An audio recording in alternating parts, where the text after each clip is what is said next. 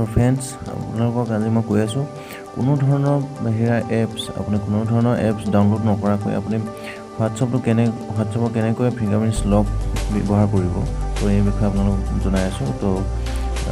বিশেষ কোৱাৰ কোনো প্ৰয়োজন নাই আপোনালোকে ভিডিঅ'টো চাই লওক তো প্ৰথমতে আপোনালোকে হোৱাটছআপটো অ'পেন কৰি ল'ব অ'পেন কৰাৰ দেখিব তো ইয়াত এতিয়া দেখিছে কোনো ধৰণৰ লক নাই কোনো ধৰণৰ ফিংগাৰপ্ৰিণ্টছ লক দেখুওৱা নাই মই অ'পেন কৰাৰ লগে লগে এতিয়া আকৌ বেক কৰিছোঁ আকৌ অ'পেন কৰি চাইছোঁ কোনো ধৰণৰ একো লক নাই তো তাৰপিছত আপুনি এতিয়া অ'পেন যিহেতু নেকি এতিয়া লক কৰিব বিচাৰে তো তেতিয়াহ'লে ওপৰে থ্ৰী ডটত ক্লিক কৰিব থ্ৰী ডটত ক্লিক কৰাৰ পিছত আপুনি ডাইৰেক্ট ছেটিঙত যাব ছেটিঙত যোৱাৰ পিছত আপুনি একাউণ্ট চাৰ্জ নটিফিকেশ্যন এনেকৈ লিখা আছে আপুনি একাউণ্টত ক্লিক কৰিব একাউণ্টত ক্লিক কৰাৰ পিছত আপুনি প্ৰথম অপশ্যনটোৰে ক্লিক কৰিব প্ৰাইভেচি যিটো লিখা আছে তাত ক্লিক কৰাৰ পিছত আপোনালোকে দেখিব একেবাৰে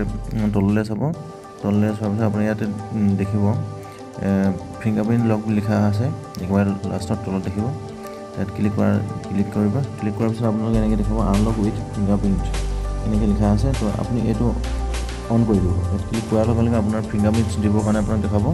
তো আপুনি ফিংগাৰপ্ৰিণ্টছটো বহাই দিব এনেধৰণে বহোৱাৰ পিছত আপুনি ইয়াত ইমিডিয়েটলি দিব পাৰে আৰু আফটাৰ 1 মিনিটছ আপুনি 1 মিনিটৰ পিছত লক হোৱা চিষ্টেমো কৰিব পাৰে আৰু আফটাৰ 30 মিনিটৰ পিছত হোৱাও কৰিব পাৰে তো মই এতিয়া আপোনালোকক দেখাবৰ কাৰণে ইমিডিয়েটলি কৰি দিছোঁ তো এতিয়া চাওক বন্ধ হ'লে এইটো মই কাটি দিছোঁ একেবাৰে প্ৰেছ লওক তাৰপিছত আকৌ অ'পেন কৰি দেখাইছোঁ আপোনাক এতিয়া লগে লগে আহি গ'ল দেখিছে তো এতিয়া ফিংগাৰপ্ৰিণ্ট দিয়াৰ লগে লগে এনেকৈ খোল খাই যাব আপোনাৰ তো এইটোৱে আছিলে প্ৰচেছটো তো ভাল লাগিলে লাইক এণ্ড ছাবস্ক্ৰাইব কৰিবলৈ নাপাহৰিব ধন্যবাদ